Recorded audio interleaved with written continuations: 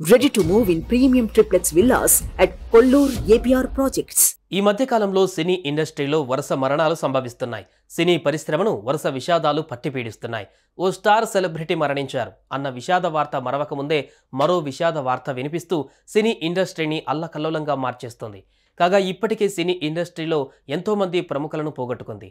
మరి ముఖ్యంగా ఈ 6 నెలల్లో సినీ ఇండస్ట్రీలో ఉండే బడా బడా స్టార్స్ చాలా మంది తిరిగి రాని లోకాలకు వెళ్ళిపోయారు. తాజాగా ప్రముఖ కన్నడ నిర్మాత సౌందర్య జగదీష్ మరణించారు. అయితే ఆయన మృతిపై పలు కామెంట్స్ వినిపిస్తుండడం చర్చనీయాంశంగా మారింది. మొదట ఆయన గుండెపోటుతో మృతి చెందారన్న వార్తలు రాగా కుటుంబ సభ్యులు మాత్రం ఆయన ఆత్మహత్య చేసుకున్నాడని క్లారిటీ ఇచ్చేశారు. ఇంతకీ అసలేం జరిగింది?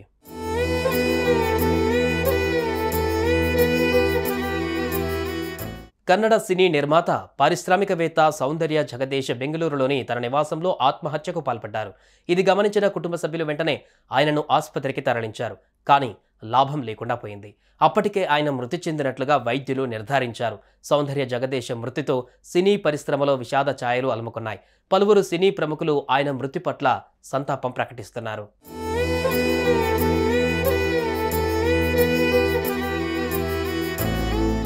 సౌందర్య జగదీష్ సూసైడ్ చేసుకుని చనిపోయినట్లు ఆయన భార్య పోలీసులకు ఫిర్యాదు చేశారు.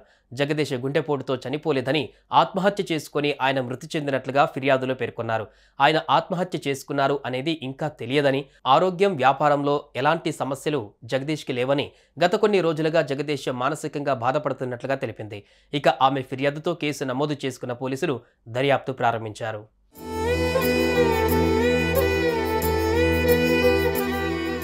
మస్తు మాజా మాది, స్నేహితారు, రామలీల వంటి పలు చిత్రాలను నిర్మించి మంచి గుర్తింపు సంపాదించుకున్నారు జగదీష్.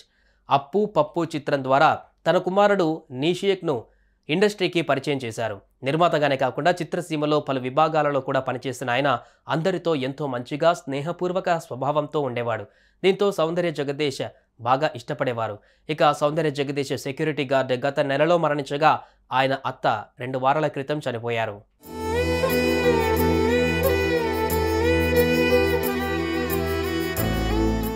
ఎన్నో సినిమాలను నిర్మించి మంచి పేరు గుర్తింపు సంపాదించుకున్న సౌందర్య జగదీష్ ఇలా ఆత్మహత్య చేసుకుని మృతి చెందడం అందరినీ కలిచివేస్తోంది. ఆయన మృతి సినీ ఇండస్ట్రీకి తీరని లోటనే చెప్పాలి. ఆయన ఆత్మకు శాంతి చేకూరాలని కోరుకుందాం. సుమన్ టీవీలో మీ పర్సనల్ అండ్ బిజినెస్ ప్రమోషన్స్ కోసం కింది నెంబర్కి కాంటాక్ట్ చేయండి.